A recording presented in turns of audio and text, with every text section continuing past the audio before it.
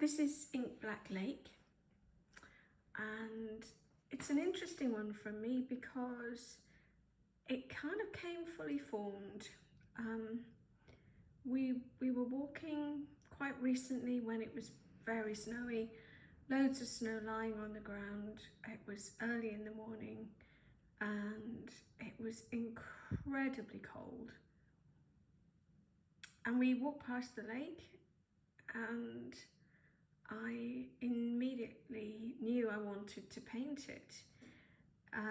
It was surrounded by snow, snow coming right down and meeting the edge of the lake, and it was literally inky black and very, very still, completely still. No, not a rustle or any kind of movement. It's usually covered in birds, and none of them were moving. There were no birds on the lake. A lot of it was frozen, and it was just so dark and deep and still. And so yeah, I knew I had to paint it, and I knew it was quite unusual in that normally I play with lots of ideas in a sketchbook, but I knew entirely right from the start what I wanted to do with this, and I wanted it to be this very simple, pared back, very calm piece. So normally there's loads of kind of prep stuff, but this was really simple, just a few notes, a few colour swatches, and pretty much that was it. And I was straight onto the canvas. Actually, sorry, not canvas, it's a cradle panel.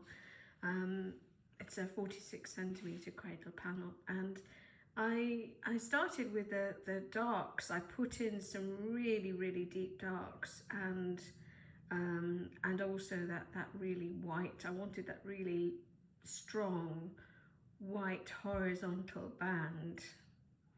So they went in first, and then I just began to build up layer upon layer, which is how I tend to work. So nothing new there, but it took a long time because they're all really, the layers are incredibly soft and subtle, and so they really did take a long time to build up the intensity, because they were all translucent on top of the fairly opaque base. And yeah, there's an awful lot of them there. I'm calling it Ink Black Lake because those are the words that came into my head when I saw the lake as we were walking, and it just always needed to be called that, really. But actually, it's not black. There is some black in it. It's got some bone black, titanium white, but it's also got greens. It's got a cobalt green, it's got an ultramarine blue, and a Payne's grey.